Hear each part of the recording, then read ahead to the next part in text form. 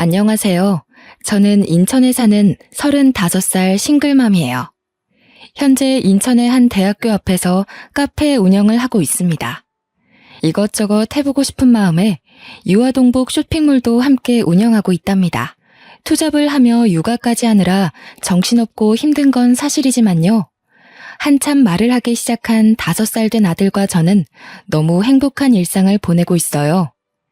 3년 전에 아버지가 돌아가셨는데 제가 이혼까지 하고 싱글맘이 될 수밖에 없었던 사연을 들려드리고자 해요.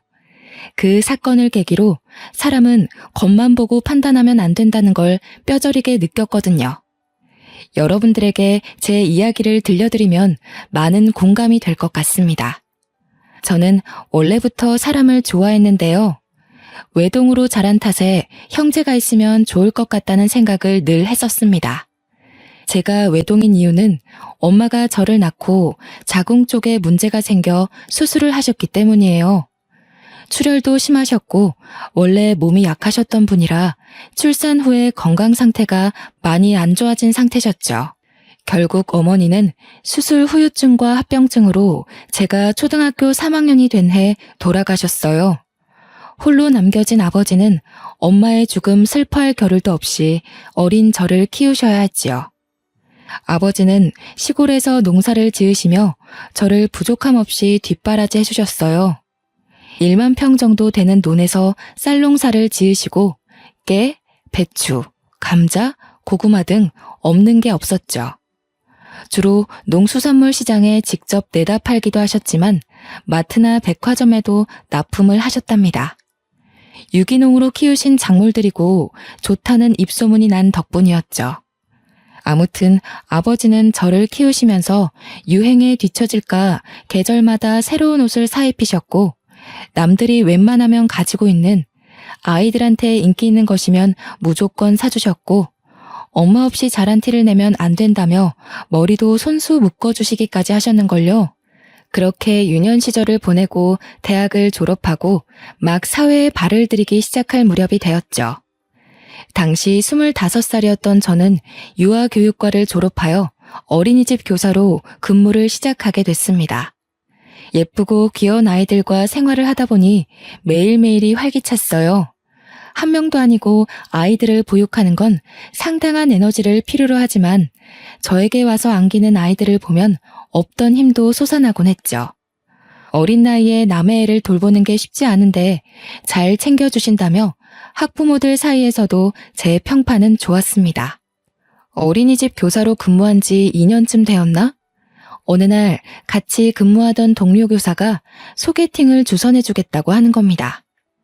모임에 갔다가 휴대폰을 하는데 우연히 제 사진을 본 지인이 소개시켜달라며 졸랐다는 거예요. 저는 아직은 연애할 생각이 없어 한사코 거절했죠.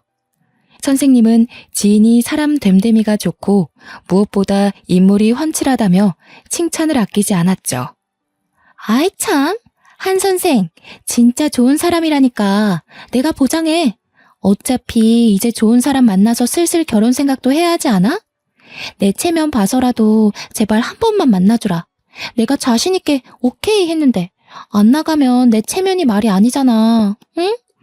아, 선생님, 제가 그렇게 말씀드렸는데도 먼저 소개해 주신다고 말을 해버리면 어떡해요. 진짜 선생님 부탁이니까 나가는 거예요? 잘 안 돼도 제 탓 아니에요. 그래. 내가 한 선생님 의사도 안 물어보고 마음대로 소개시켜주겠다고 한 건 미안해. 그래도 아까운 사람이니까 소개시켜준다는 거지. 나 믿고 한번 잘해봐. 자신의 얼굴을 봐서라도 만나달라고 사정을 하는 통에 결국 소개팅 자리에 나가버렸죠. 그 남자는 저보다 2살이 많았고 금융업계에서 일하는 펀드 매니저였어요. 주선자의 말대로 훤칠한 키와 준수한 외모, 번듯한 옷차림새, 누구나 좋아할 법한 있어 보이는 훈남형 스타일이었습니다. 솔직히 잘생긴 외모에 첫눈에 반했던 저는 연락처를 주고받고 적극적으로 대시했어요. 나중에 들어보니 남편은 솔직한 심정으로 제가 마음에 들지 않았었다고 해요. 아니 글쎄, 먼저 소개를 시켜달라고 졸랐던 적도 없다는 겁니다. 같이 근무하던 선생님이 워낙 말이 많으시고 활발하셨거든요. 그래서 중간에서 의사소통이 좀 덜 됐나 보다 하고 대수롭지 않게 넘겼어요. 처음에 남편은 적극적인 제가 부담스럽다며 만남을 거부하기도 했고요. 그래도 저 나름 인기 있는 여자였거든요. 학부모들 사이에서 평판도 좋고 좋은 선자리도 많이 들어왔었는데 무슨 생각에서인지 아이들과 함께하고 싶다는 생각에 다 거절했었거든요. 솔직히 자랑하자면 저 어디 내놔도 기죽은 외모는 아닙니다. 어디 가서 못생겼다는 말을 들어본 적 없는데 남편은 저를 그렇게 많이는 좋아해주지 않았어요. 아무튼 저의 적극적이고 끊임없는 애정 공세로 남편은 알겠으니 그만하라며 저를 만류할 정도였어요. 결국 저의 끈기에 두 손 두 발을 든 남편과 몇 번의 데이트를 즐긴 뒤 그렇게 저희는 연인 사이로 발전하게 됐죠. 바로 이 사람이 이혼한 전 남편이고요. 연애한 지 1년 반쯤이 지났을까? 남들과 싸우기도 하고 여행도 하며 알콩달콩 보통의 연애를 했죠. 둘 다 결혼 정년기이기도 했고 마음도 잘 맞는 것 같아서 결혼을 약속했습니다. 긴장된 마음으로 예비 시댁으로 인사를 가게 되었습니다. 예비 시어머니가 저를 반갑게 맞아주셨죠. 아이고, 우리 아들 왔어? 아가씨 잘 왔어요. 오는데 불편함은 없었죠? 수혁이가 무뚝뚝한 구석이 있어서 데리고 살아줄 여자가 있을까 했는데 아가씨가 짠 하고 나타났네요. 안녕하세요. 처음 뵙겠습니다. 수혁 씨랑 만나고 있는 한지영이라고 합니다. 저를 살뜰히 맞아준 시어머니를 보고 참 좋으신 분이구나 하고 생각했습니다. 하지만 그건 저의 큰 오산이었어요. 저녁 식사를 마치고 차를 한잔하는데 회사에서 걸려온 업무 연락으로 예비 남편이 잠시 자리를 비우게 되었죠. 그러더니 시어머니의 표정이 갑자기 돌변하는 게 아니겠어요? 그래, 직업이 어린이집 교사라고? 월급은 얼마나 받니? 결혼하면 일을 그만두고 내조에 전념해야 하는 건 알지? 그게 아내 된 도리지. 남편을 하늘같이 모시고 살아야 된다고. 내 귀한 아들 데려가니 그 정도는 해야 하지 않겠어? 네? 죄송하지만 어머님, 일을 그만둘 생각이 없는데요. 저는 제가 하고 있는 이 일이 좋고요. 만족하며 다니고 있는 직장이에요. 결국 그 말은 내 말을 거역하겠다는 거니? 이 버르장머리 없는 년. CM이 될 사람이 이렇게 해라 하면 고분고분하게 네 해야지. 어디서 못 배워먹은 티를 내는 거니? 너희 집에서 그렇게 가르치던?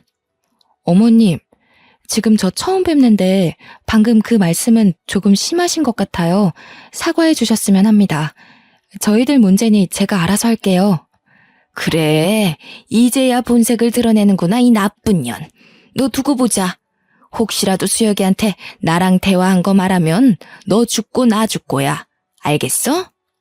처음 마주쳤을 때 인자하시고 다정한 모습의 시어머니는 온데간데 없고 며느리를 잡아먹지 못해 안달난 그저 아들을 뺏긴 엄마의 모습만 남아있었죠. 처음 보는 사람한테, 그것도 며느리 될 사람한테 저렇게 대놓고 막말을 하다니. 태어나서 처음 겪는 상황에 어떻게 해야 할지 답이 안 나왔습니다. 저는 당황해서 어쩔 줄 몰라 삐질삐질 땀을 흘리고 애꿎은 손가락만 만지고 있을 뿐이었어요. 통화를 끝내고 돌아온 남편이 내일 출근해야 한다며 늦었다며 집에 데려다 주겠다 했죠. 남편의 손을 잡고 현관문을 나섰습니다. 아까 잘 먹는다며 챙겨줄 테니 가서 먹어라 하고 파전을 챙겨주시며 웃으며 조심히 가고 연락하겠다는 예비 시어머니의 말에 저는 등골이 오싹했죠. 표정은 그게 아니었거든요. 이 일을 남편에게 말해야 하나 고민하며 며칠 밤을 지새웠죠. 결국 저 혼자 덮고 가면 시끄러울 일 없겠다 생각하고 큰일 앞두고 소란 피우기 싫어서 바보같이 아무 이야기도 꺼내지 못했네요. 시간이 가는 줄도 모르고 정신없이 결혼 준비를 했어요. 시모가 될 사람은 제가 엄마가 없다는 이유로 도가 지나치게 간섭했어요. 그때는 남편을 사랑했기에 미련하게 당연한 일이라 생각하고 내내 하며 고분고분 잘 따랐죠. 원래 그렇게 해야 되는 것인 줄 알았거든요. 사돈댁에 밑보일 일 없다며 아버지는 있는 돈 없는 돈 긁어 모아서 제 결혼에 보태주셨고요. 시모는 굳이 집을 남편이 근무하는 직장 근처로 얻으라고 하셨습니다. 일하느라 피곤한 아들 배려해야 한다면서요. 결국 신혼집을 제가 일하는 어린이집과 왕복 2시간 거리에 있는 곳으로 장만하게 되었습니다. 시내 한복판에 있고 고급형 주상 복합 아파트라 가격이 사악했어요. 무리를 해 얻은 집이라 앞으로 어떻게 살아야 하지 막막하기만 했죠. 왕복 2시간을 대중교통을 타고 출퇴근하는 것은 여간 힘든 일이 아니었습니다.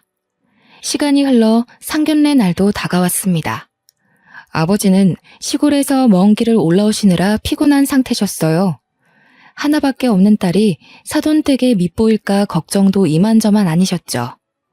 상견례를 하기로 한 식당에 먼저 도착해 기다렸는데 약속 시간보다 20분 정도 늦게 시어머니랑 남편이 온 겁니다. 그래, 뭐 오는데 차가 많이 막혔나 보다 그렇게 이해하고 넘어갔어요. 그런데 아버지 면전에 대고 시어머니가 말씀하는 게 너무 가관이었습니다. 부족한 딸 자식 이렇게 시집 보낸다 하니 아쉬울 따름입니다. 제가 아이 엄마가 먼저 하늘나라로 가고 그래도 부족함 없이 키웠다고는 하는데 사돈댁에 누만 안 됐으면 하는 바람입니다. 저희 딸 잘 부탁합니다. 사돈, 지영이는 어디 가도 이런 신랑감 못 구해요. 우리 잘난 아들이 좋다고 하니까 결혼시키는 거고요. 지영이 아직 배울 게 많아 보입니다. 그리고 결혼하실 때 얼마나 보태주실 예정이세요? 필요하신 부분이 있으면 언제든지 말씀해 주세요. 딸아이 하나 시집 보내는데 그 정도도 못해줄 부모가 어디 있나요? 원하시는 게 있으시거든 아이들 통해서 말씀해 주시죠. 시어머니는 대놓고 아버지에게 얼마를 해줄 수 있냐며 무엇을 해주겠냐며 따지듯이 물으시더라고요. 요즘은 반반 결혼이 유행이어서 저도 당연히 그런 식으로 하겠지 했는데 귀한 아들이랑 결혼하니 그 대가를 치러라. 그런 뜻으로밖에 안 들렸어요. 상견례가 끝나고 이 결혼을 해야 하나 속으로 망설였지만 아버지께서는 사돈댁도 자기 아들 걱정하는 마음에 그렇게 말한 거 아니겠냐며 좋게 생각하라고 하시더라고요. 아니나 다를까 며칠이 지나 남편을 통해 예단 예물 목록을 보내셨어요. 목록을 보니 정말 기가 찼습니다. 집에 들어가는 돈은 반드시 각자 집안에서 절반씩은 보태야 하고 혼수 예산은 원래 신부가 해오는 게 전통이라며 가전이며 가구, 신랑에게 새 차를 뽑아줄 것을 요구했고 시어머니의 꾸민비 명목으로 2천만 원을 별도로 달라고 하신 게 아니겠어요? 저는 그날로 남편을 불러 이건 너무한 것 아니냐며 따져 물었어요. 자기도 자세히 보지는 않았다며 원래 그 정도 하는 거 아니냐는 말만 되풀이할 뿐이었죠. 저는 이 결혼은 아니다 싶어 다시 생각해보자고 했습니다. 남편은 세상 물정을 잘 모르는 것 같았어요. 직업만 펀드 매니저면 뭐합니까? 막상 자기 결혼 문제로 이렇게 트러블이 생기는데 중간 역할도 못하고 도저히 안 되겠다고 판단되어 양가 집에 결혼은 없던 걸로 하자고 말하려던 찰나에 남편이 울며 불며 매달리고 난리가 났습니다. 한번 생각해달라며 결혼하면 자신이 알아서 단돌이하고 중간 역할도 잘하겠다며 무릎까지 꿇고 싹싹 비는 거 아니겠어요? 저는 남편을 사랑하는 마음이 남아있었기에 그 꼬임에 넘어가 용서하고 말았죠. 남편이 말한 내용을 각서로 받아 고이 간직하고 약속을 어길 시 이혼을 하겠다고 엄포를 놓았어요. 지금 생각해보면 그때라도 멈췄어야 했습니다. 어쨌든 시간이 지나 저희는 결혼식을 무사히 올렸어요. 하와이로 신혼여행도 다녀왔고요. 친정에 먼저 들러 아버지와 오순도순 이야기도 하고 아버지랑 친한 동네 어르신들께 식사도 한 끼 대접해 드렸습니다. 피곤함에 하룻잠을 자고 다음날 시댁에 갔는데 시어머니가 처음처럼 살뜰하게 반겨주는 게 아니겠어요? 이제 며느리가 됐으니 잘해주시려나 보다 하고 생각했죠. 남편은 피곤하다며 저녁을 먹고 먼저 샤워를 하겠다고 욕실에 들어갔는데 아니나 다를까 시어머니가 저에게 이리 와보라며 안방에 들어가서 이야기 좀 하자네요. 예, 너는 도대체 어디서 배워먹지도 못한 티를 내는 거니? 신혼여행을 다녀왔으면 당연히 시댁에 먼저 와서 인사를 하는 게 도리 아니니? 그리고 선물이 고작 이 가방 하나야? 너는 도대체 날 뭘로 보고 이딴 취급을 하니? 시어머니 가방요? 제일 유명한 명품 브랜드에서 거금을 주고 산 한정판이에요. 축의금 신혼여행에 보태 쓰라며 주신 용돈을 탈탈 털어 제일 먼저 산 게 그 가방입니다. 1,000만 원이 넘는 거금을 들여 장만해드렸는데 좋아하시긴커녕 면박을 주시더라고요. 죄송해요. 지금 아버지도 혼자 계시고 적절하실 테니 수혁 씨가 먼저 찾아뵙자고 했어요. 어머님께는 잘 말씀드렸다길래 그런 줄 알았어요.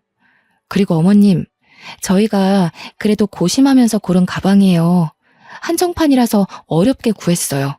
어머님이랑 잘 어울리실 것 같아서요. 이깟 가방이 뭐라고. 암만 수혁이가 미리 말했어도 그렇지. 다 거절하고 시댁에 먼저 와서 한복 입고 절하고 그래야 하는 거야. 이래서 가정교육이 참 중요한 건데 어디 가서 엄마 없는 티 내고 다니지 말렴. 그나저나 너 일은 그만뒀니? 아직 다니고 있어요. 당장 그만두기는 뭐해서 올해까지만 다니기로 했어요. 인수인계 문제도 있고요. 뭐? 내가 결혼 전에 그렇게 말했잖니? 벌써부터 우리 수혁이 굶기려고 작정했니? 넌 이 시애미 말이 말 같지도 않아. 벌써부터 내 말을 무시해? 어머님, 그게 아니라요. 솔직히 저도 일을 조금 더 하고 싶은 욕심도 있기도 하고요. 아직 어린이집에서 사람을 못 구했어요. 이해해 주시면 안 될까요? 결국엔 이 시애미 말을 무시하고 네 고집대로 하겠다는 거구나. 이 건방진년 아주 못돼 처먹었구나. 죽은 네 애미가 이렇게 가르치던? 아니면 혼자 사는 네 애비가 시애미 말 무시하며 살라고 가르치던? 저는 돌아가신 엄마로 모자라서 아버지까지 욕보이며 막말을 하시는 시어머니를 보며 울컥했지만 결혼한 지 일주일도 안 되었는데 집안에 큰 소리가 나면 안 된다 생각해서 그저 고개를 푹 숙이고 화를 삭힐 뿐이었죠. 왜 이때 대들지 못했나 후회만 가득하네요. 남편이 씻고 나오자 이상한 분위기를 감지했는지 시어머니에게 왜 그러냐고 묻더라고요. 시어머니는 저를 걱정하는 표정으로 바꾸더니 신혼여행 다녀와서 애가 피곤한 것 같다고 데리고 들어가서 쉬라고 이야기하시는 겁니다. 그런 시어머니의 이중적인 모습에 겁도 났고 소름이 돋았죠. 그렇게 신혼을 즐길 새도 없이 우리에겐 아이가 찾아왔어요. 임신 후 컨디션이 많이 좋지 않은 탓에 결국 일하기로 한 기간을 다 채우지 못하고 퇴사를 하게 됐죠. 일을 그만두고 집에서 살림하면서 퇴근하는 남편을 열심히 내조했어요. 하지만 저도 임신을 해서 그런가 감정 기복도 심하고 허리와 다리가 너무 아팠거든요. 남편은 일이 바쁘다는 핑계로 아침에 일찍 나가 밤늦게 들어오기 일쑤였어요. 저는 자연스레 혼자 밥 먹고 혼자 무언가를 한다는 것에 익숙해지기 시작했죠. 그런데 아무리 정성스런 내조를 해도 남편은 저에게 고맙다는 말 한마디를 하지 않았어요. 이제 와서 생각해보면 왜 그런 대우를 받고도 바보같이 버티고만 있었나 싶네요. 그 와중에 시어머니는 이중적인 면모를 보이셨어요. 참 여전하셨습니다. 남편 앞에서는 임신한 며느리를 살뜰하게 챙겨주는 착한 시어머니 코스프레를 하더라고요. 아들 앞에서 휙휙 돌변하는 시모의 모습에 기가 차서 할 말을 잃었습니다. 자리에 남편이 없는 걸 확인하고는 잔소리와 설교는 물론 폭언까지 서슴지 않고 내뱉으셨죠. 예, 임신했어도 허리를 곱게 펴고 있어야 아이도 곱게 자란단다. 그리고 너 아무리 임신했다고 남편 밥 굶기면 안 된다. 애 가진 게 뭐 대수니? 나 때는 애 낳고 하룻밤 자고 나가서 바로 일도 하고 그랬어. 여자는 응당 그렇게 해야 되는 거야. 어디서 못 배운 티 내지 말고 이 시애미가 가르쳐줄 때 잘 새겨들어. 이후에도 계속되는 시어머니의 두 얼굴에 결국 참지 못하고 남편한테 이야기했습니다. 근데 남편의 반응이 가관인 거예요. 임신해서 너무 예민한 거 아니냐며 진정 좀 하라면서요. 당신 지금 임신했다고 너무 예민하게 구는 거 아니야? 난 우리 엄마가 당신한테 엄청 잘해주는 모습만 봐서 좀 안 믿긴 해. 그리고 이중적인 모습이라니 단어가 좀 그렇다. 그래도 시어머니인데 당신이 좀 이해하고 받아줄 수는 없어? 좋은 게 좋은 거라고 하잖아. 설마 엄마가 안 좋은 뜻으로 그런 말 할 사람도 아니고. 당신이 좀 예민한 것 같아. 당신은 내가 힘들다고 말하면 한 번쯤은 얼마나 힘들었냐고, 많이 힘들었냐고 위로해 줄 수는 없어? 진짜 너무하다. 다른 사람도 아니고 당신 와이프가 이렇게 힘들다는데 내 말에 공감은 안 해주잖아. 역시 남의 편이라더니 그 말이 딱 맞네. 조금만 참으라는 말이 그렇게 어렵냐? 엄마가 악의적으로 너한테 뭔가를 했다면 벌써 소란이 나도 났겠지. 어른이 노파심에 그러는데 너가 좀 이해해라. 가만 보니 임신해서 그런가 왜 이렇게 사람이 신경질적이야? 뭐? 말 다 했어? 나 임신하고 하루라도 다리 뻗고 깊게 잠든 적 없어. 당신이야말로 나한테 관심 좀 가져. 그래도 제 딴에는 어머니 말씀처럼 남편 내조 잘해주려고 매 끼니 밥도 해먹이고 최대한 피로감을 풀어주려고 퇴근 후에 뭐 사달라고 따로 부탁하는 것도 없었거든요. 근데 저더러 참으라고만 하니 너무 기가 찼습니다. 막달이 다가올수록 둥그렇게 불러온 배를 부여잡고 일하는 게 쉽지 않았어요. 제가 낑낑대는 모습을 보이니 남편은 몸 생각부터 하라고 이제 식사 준비 안 해줘도 괜찮다고 하더라고요. 몸이 무겁고 움직이기도 벅찬 탓에 밥을 차려주지 못했지만 남편도 알아서 잘해 먹으니 걱정은 없었습니다. 며칠 뒤 어김없이 시어머니가 전화를 했습니다. 너 어제도 수혁이 밥 안 차려줬다며? 걔가 착해서 그렇지. 너 왜 우리 아들 굶기니? 안 그러기로 나랑 약속까지 했잖아.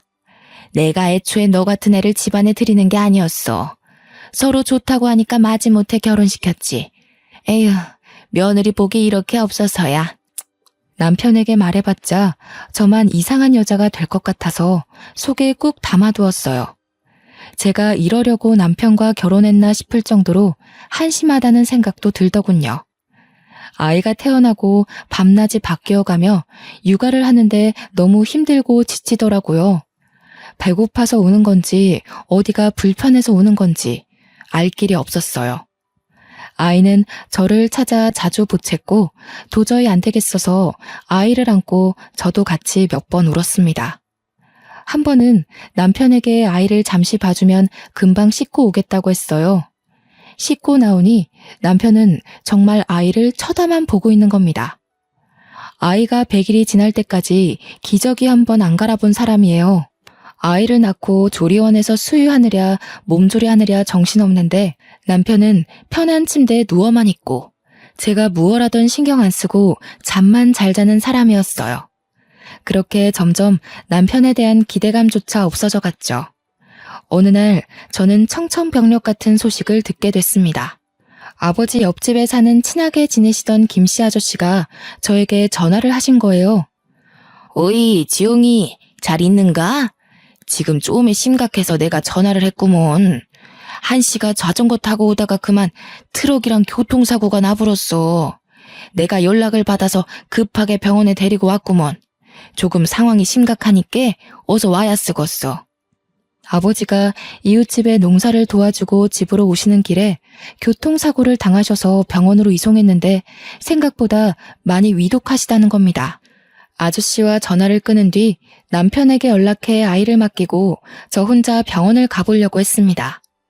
여보, 어떡해? 아빠가 교통사고가 크게 나셨나 봐. 지금 병원에서 응급처치 중인데 아저씨 말로는 상태가 많이 위독하시대. 근데 나 애 혼자 두고 병원 못 가겠어. 그러니까 여보가 와서 잠깐만 애 봐주면 금방 갔다 올게. 뭐? 그런데 어쩌지? 나 지금 중요한 회의 중이거든. 조금 있다가 다시 전화할게. 뭐? 회의? 우리 아빠가 지금 돌아가시게 생겼는데 당신은 그딴 회의가 중요해? 막말로 당신 어머니가 다쳐도 이런 식으로 모른 척 할 거니? 아니잖아. 당신 장인어른이야. 회의고 뭐고 당장 집으로 와. 뭐래? 내가 중요한 회의라고 말했지. 잘못하면 몇 억이 순식간에 날아가는데 네가 좀 이해해주면 안 되냐? 바쁘니까 좀 끊어. 세상에, 정말 기가 막히지 않나요? 저런 사위가 또 어디 있을까요? 장인어른이 당장 돌아가시게 생겼는데 회의해야 한다며 끊으라는 저 태도. 기가 막히고 화가 났지만 우선 아버지를 뵈야 했기에 6개월 된 아이를 들쳐매고 힘겹게 아버지가 계신 병원으로 달려갔어요. 택시를 타고 어렵사리 병원에 도착한 저는 응급실에 누워 계신 아버지를 보고 오열하고 말았습니다. 아버지는 산소호흡기를 단 채 힘들게 숨을 쉬며 누워 계셨고 무지 고통스러워 보이셨어요. 출혈이 심한 탓에 온몸에는 붕대를 감고 계셨고 소독약이 코를 찌를 정도였죠. 한기태 씨 보호자 되십니까? 현재 몸 내부 출혈이 너무 심합니다. 의식도 없는 상태고요. 기계로 호흡만 얕게 하고 계시는 상태라 오늘 내일이 고비가 될 것 같습니다. 마음의 준비를 하고 계셔야 할 것 같습니다. 그 말을 듣는데 하늘이 무너지는 것만 같았습니다. 6개월이 된 아이 옆에서 눈물만 뚝뚝 흘리며 아버지를 살폈어요. 그런데 다음날 아침 아버지가 기적적으로 의식을 되찾으시며 힘겹게 손가락을 움직이셨어요. 힘겹게 눈을 떠서 저와 아이를 보고는 아빠가 정말 미안해 이 말 한마디만 남긴 채 그대로 눈을 감으셨습니다. 순식간에 호흡이 정지된 아버지의 손을 잡으며 세상이 떠나가라 오열했어요. 옆에 서 있던 아저씨도 저를 토닥여주시며 함께 눈물을 흘려주셨습니다. 여보, 아빠 조금 전에 돌아가셨어. 당신이 여기로 와줘야 할 것 같아. 정말 미안한데 나 급하게 출장을 가야 해. 이번 투자건이 정말 중요하거든. 외국 바이어들과 미팅도 해야 하고. 그래서 일본으로 일주일 정도 갔다 와야 할 것 같아. 미안하지만 장인어른 장례식엔 참석 못할 것 같은데. 뭐? 그게 무슨... 내 말 제대로 들은 거 맞아? 당신 장인어른이 돌아가셨다고. 그런데 어떻게 사위가 안 와? 아니, 지금 눈앞에 있는 이 투자권 놓치면 나한테 얼마나 손해인지 알긴 알아? 막말로 장인어른이야 이미 돌아가셨으니 내가 나중에 따로 찾아뵈면 되는 거 아니야? 산 사람은 살아야지. 왜 그렇게 융통성이 없어? 당신 정말 1억이야? 어머니가 돌아가셔서 내가 장례식에 안 가면 당신한테 내가 똑같이 말하면 기분 좋겠어? 뭐? 여기서 갑자기 산 사람을 죽내 만에 그 이야기가 왜 나와? 우리 엄마랑 장인어른이랑 같아? 아무튼 나 지금 당장 출장 갈 준비해야 돼. 바빠 끊어. 중요한 거라니까 이 사람이 자꾸. 진작 이혼을 하지 않고 살던 것이 정말 후회가 됩니다. 장인어른이 돌아가셨는데 아무리 그래도 그렇지 그놈의 출장이 대수인가요? 저는 남편과는 더 이상 같이 결혼 생활을 유지할 이유가 없다고 생각했어요. 장례식이 끝나면 곧바로 이혼을 해야겠다고 결심했죠. 그 와중에 시댁에선 장례식장과 거리가 멀다고 사람 한 명 안 오고 고작 조의금 30만 원을 보내온 게 전부였습니다. 남편에게 몇 번 더 연락은 했지만 정말로 출장을 가버린 건지 끝끝내 받질 않더군요. 아버지를 황망히 보내드리고 오는 아이 달래느라 정신없이 장례식장에 앉아있는데 한기택 씨 따님 되냐며 어떤 사람이 찾아오는 게 아니겠어요? 안녕하세요. 저는 재산 상속 전문 변호사 김윤호라고 합니다. 한기택 씨가 생전에 작성해 놓은 유언장 전해드리려 합니다. 유언장에는 한기택 씨가 살아생전 농사짓던 땅과 집, 나머지 재산을 모두 한지영 씨에게 상속한다는 내용입니다. 확인해보세요. 사실 집터와 농사짓던 땅이 가치가 있는 땅처럼은 보이지 않아서 애초에 상속 생각 안 하고 있었거든요. 별 기대를 안 했는데 그곳이 재개발구역으로 선정되면서 땅값이 폭등했다는 거예요. 대충 계산해보니 15억 정도 되는 거금이었고요. 저는 장례식을 치른 후 은행, 서류 등 정리를 하고 집으로 올라왔죠. 차근차근 이혼 준비를 시작했습니다. 아버지가 살던 집과 땅은 모두 처분했어요. 상속세를 제외하고 정확하게 11억 7천만 원 정도 금액이더라고요.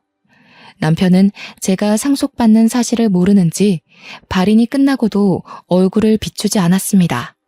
그리고 남편이 돌아오기 전에 제 짐은 전부 싸서 새로운 보금자리에 모두 보내놓았죠. 그렇게 짐 정리가 얼추 끝났을 때 뻔뻔한 남편이 캐리어를 끌고 나타났습니다. 얼굴을 마주하고도 한마디 말을 걸지 않았더니 실실 웃으면서 자기가 미안했다며 이제부터 잘할게 한마디 말하고는 쏙 지방으로 들어가더라고요. 심지어 우리 아빠 장례식이 어땠는지, 발인은 어디에 했는지 묻지도 않았습니다. 남편 모르게 이혼 전문 변호사를 선임해 이혼 소송을 위한 준비를 마쳐가고 있었습니다. 저 솔직한 심정으로요. 이제 와서 하는 말이지만 그때 남편이 혼자 고생시켜서 미안하다고 한마디만 했어도 이혼을 다시 생각해봤을 거예요. 아이를 생각해서라도 용서하고 살았을 거란 말입니다. 하지만 이미 사위로서의 도리를 저버렸고 우리 아이에게 아빠로서 의무도 다하지 않았기에 이혼 생각은 변함이 없었습니다. 이혼을 결심한 뒤로 집안일에는 손을 뗐죠. 아니나 다를까 며칠도 안 돼서 집안 꼴이 정말 엉망이 되어갔습니다. 시어머니가 집에 와서는 집안 꼴이 이게 뭐냐고 우리 아들 밥은 어쩌냐며 소리치는데 더 이상 들을 이유도 없고 더 듣다가는 제가 욕을 할 것 같더라고요. 그래서 아이를 업고 안방으로 들어갔는데 시어머니가 뭐 하는 짓이냐며 소리를 지르대요. 더는 못 살겠습니다. 아무리 제가 엄마 없이 자랐고 부족한 며느리지만요. 이런 취급을 받으며 살 수는 없어요. 아빠 노릇도 못하는 남편 뭐하러 수발하며 사나요? 저 이제 남편 필요 없으니까 직접 끼고 살면서 아들 밥 챙겨주던 알아서 하세요. 아이고 머리야. 저년 말하는 뽐새 좀 봐라. 너 내가 엄마 없이 자란 티 내지 말라고 했어 안 했어? 이게 오냐오냐 하니까 아주 기어오르는구나. 당신 말 다 했어? 내가 다 사정이 있다고 그렇게 이야기했는데 이러기야? 나가도 애는 두고 나가. 당신이 무슨 능력이 있어서 애를 키워? 능력이 없는 건 당신들이야. 장인어른이 돌아가셨는데 그깟 출장이 중요해서 처자식은 안중에도 없는 당신이나 그저 아들하며 끼고 살려는 시어머니나 똑같아. 당신 그 얼마 안 되는 돈 나는 필요 없으니까 개나 줘버려. 말이면 단줄 아냐 이년아?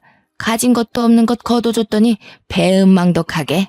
네가 돈이 많으면 얼마나 많다고 그 난리야. 애비가 죽고 남겨준 유산이라도 있다든? 시엠이랑 남편 두고 집 나가면 잘 살 것 같니? 이 시건방진년. 말 다 하셨어요? 못 배운 티 내는 건 어머님이세요. 네, 저 유산 상속 받았어요. 아빠가 돌아가시면서 남겨주신 재산이 있더라고요. 저랑 지호 둘 다 평생 놀고 먹고 살 수 있는 돈이니까 신경 끄세요. 시어머니와 남편을 무시하고 집을 나서려던 그 순간 제 머리가 뒤로 획 젖혀지는 게 아니겠어요? 시어머니가 뒤에서 제 머리채를 잡았기 때문이었죠. 너 이대로 나가면 우리 아들 이혼남만 되잖아. 네 따위가 귀한 아들 혼사길 망쳐놓으려고 작정을 했구나. 아줌마, 한 번만 더 내 몸에 손대기만 해봐. 절대 가만 안 있을 줄 알아. 당신도 폭행죄로 고소해서 깜빵에 쳐넣어줄 테니까. 어디 한 번 더 해봐.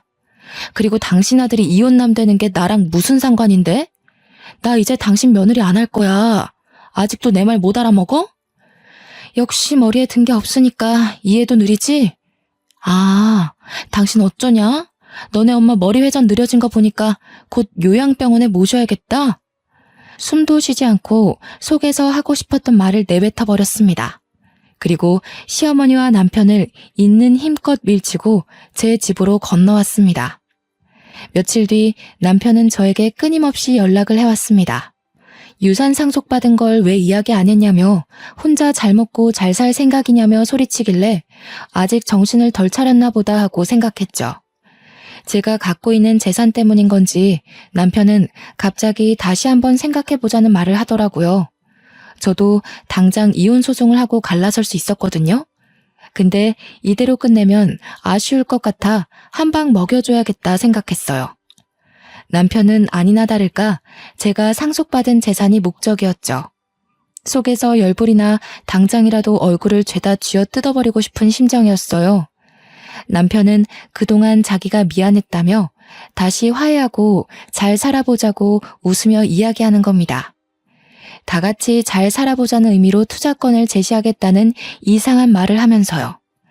저는 일단 알겠다고 하고 일부러 화해하는 척을 했죠. 사실 회사에서 추진하고 있는 새로운 투자건이 있는데 여기가 대박이거든?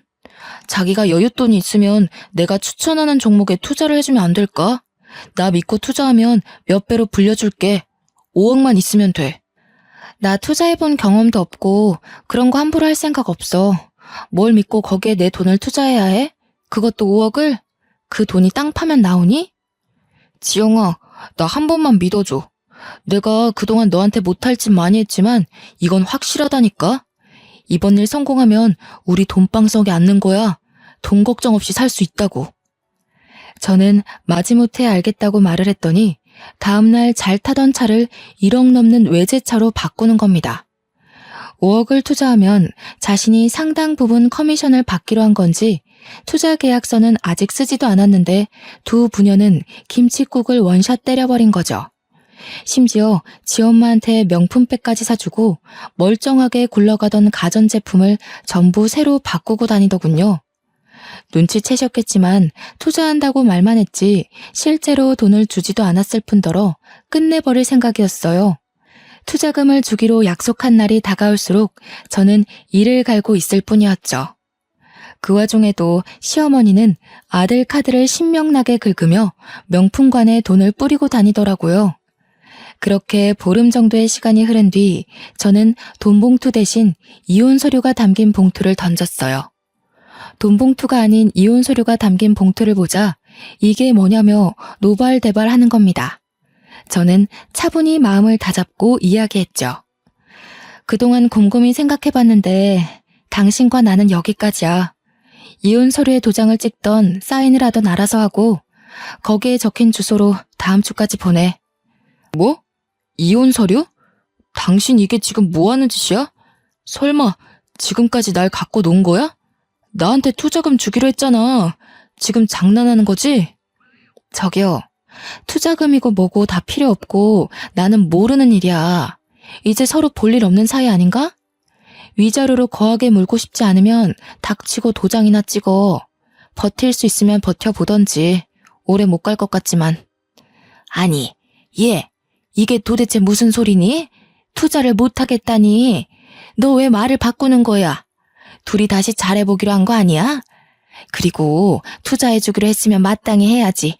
이제 와서 발을 빼? 아줌마, 제가 그쪽 투자를 왜 해줘야 되지? 설마 내 재산 탐내시는 건가? 그렇게 원하시면 조의금으로 보내셨던 돈 30만 원 돌려드릴게요.